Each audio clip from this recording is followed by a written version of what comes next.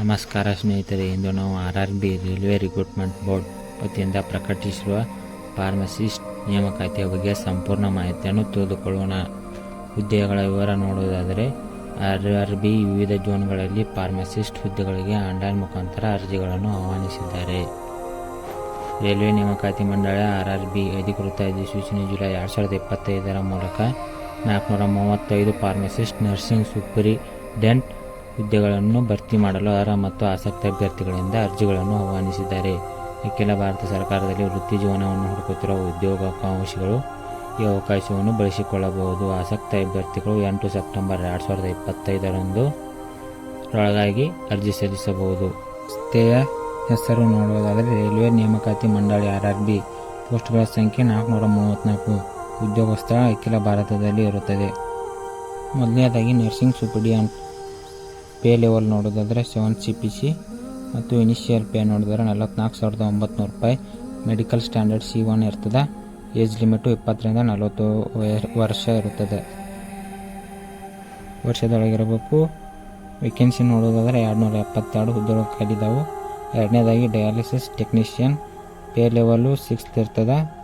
Initial pay 35,400 ರೂಪಾಯಿ ಇರ್ತದೆ.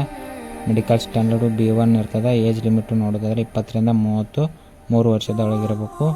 ಮತ್ತು ಟೋಟಲ್ ವೇಕೆನ್ಸಿ 4 ವೇಕೆನ್ಸಿ ಖಾಲಿದಾವು. ಮೂರನೇದಾಗಿ health and malaria inspector grade 3 ಅಂತ 7 CPC ಒಳಗೆ ಪೇ ಲೆವೆಲು 6 ಐತಿ.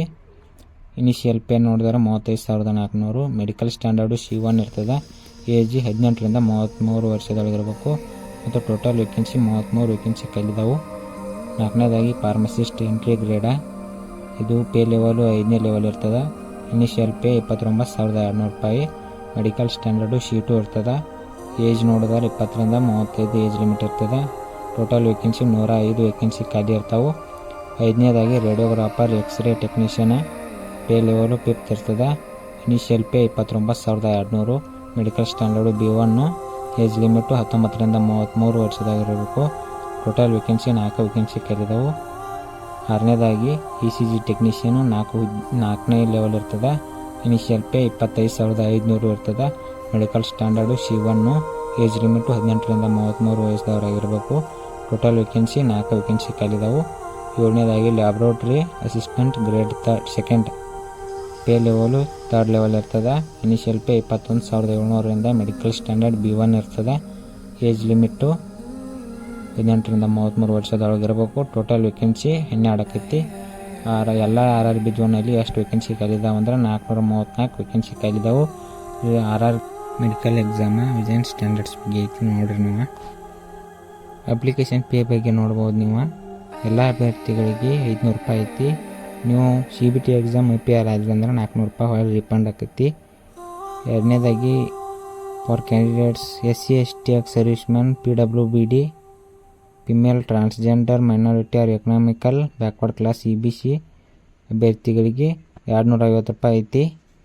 ಇದು 250 ರೂಪಾಯಿ ನೀವು ಏನಾರ CBT ಎಕ್ಸಾಮ್ ಅಟೆಂಡ್ ಆದ್ರೆ ಅಂದ್ರೆ ಹೊರಗೆ ರಿಫಂಡ್ ಆಕೈತಿ.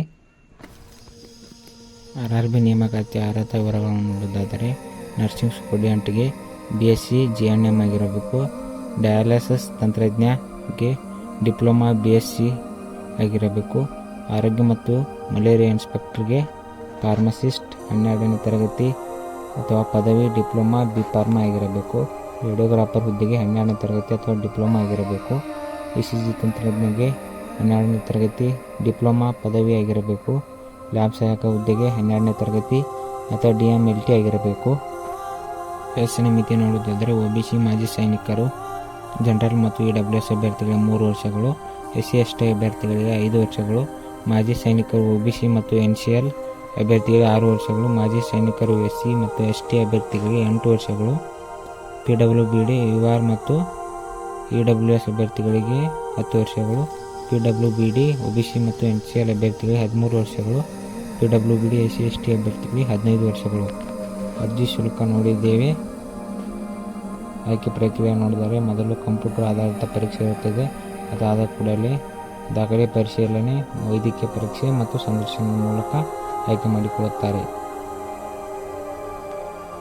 ಆನ್ಲೈನ್ನಲ್ಲಿ ಅರ್ಜಿ ಸಲ್ಲಿಸಲು ಅಧಿಕೃತ ವೆಬ್ಸೈಟ್ ನೋಡಿದರೆ http www.rrbcdg.gov.in.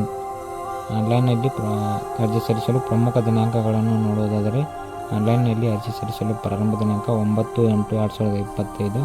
ಆನ್ಲೈನ್ನಲ್ಲಿ ಅರ್ಜಿ ಸಲ್ಲಿಸಲು ಕೊನೆಯ ದಿನಾಂಕ 8 ಸೆಪ್ಟೆಂಬರ್ 2025. ಅರ್ಜಿ ಶುಲ್ಕಕ್ಕೆ ಕೊನೆಯ ದಿನಾಂಕ ಸಲ್ಲಿಸಿದ ಅರ್ಜಿಗಳಿಗೆ ಪಾವತಿ 10 ಸೆಪ್ಟೆಂಬರ್ 2025 ಆಗಿದೆ. ಎಡಿಟ್ ಶುಲ್ಕ ಪಾವತಿಯೊಂದಿಗೆ ಅರ್ಜಿ ನಮೂನೆಯಲ್ಲಿ ತಿದ್ದುಪಡಿಗಳಿಗಾಗಿ ಮಾರ್ಪಾಡು ವಿಂಡೋ 11 ರಿಂದ 20 ಸೆಪ್ಟೆಂಬರ್ 2025 ಆಗಿದೆ. ಅರ್ಹ ಬರಹಗಾರರ ಅಭ್ಯರ್ಥಿಗಳು ತಮ್ಮ ಬರಹಗಾರ ವಿವರಗಳನ್ನು ಅರ್ಜಿ ಪೋರ್ಟಲ್ನಲ್ಲಿ ಒದಗಿಸಬೇಕಾದ ದಿನಾಂಕಗಳು 21 ರಿಂದ 25 ಸೆಪ್ಟೆಂಬರ್ ಆಗಿದೆ. ಈ ವಿಡಿಯೋ ಬಗ್ಗೆ ನಿಮಗೆ ಏನಾದರೂ ಡೌಟ್ಸ್ ಇದ್ದರೆ ಕೇಳಿ. ನೀವು ಸರ್ಕಾರಿ ಉದ್ಯೋಗಕ್ಕೆ ಸಿದ್ಧವಾಗುತ್ತಿದ್ದೀರಾ? ನಮ್ಮ ಚಾನಲ್ಗೆ ಲೈಕ್ ಮಾಡಿ, ಶೇರ್ ಮಾಡಿ ಮತ್ತು ಸಬ್ಸ್ಕ್ರೈಬ್ ಮಾಡುವುದನ್ನು ಮರೆಯಬೇಡಿ. ನಿಮ್ಮ ಗೆಳೆಯರಿಗೂ ಶೇರ್ ಮಾಡಿ. ಈ ಮಾಹಿತಿ ನಿಮಗೆ ಉಪಯುಕ್ತವಾಗಬಹುದು.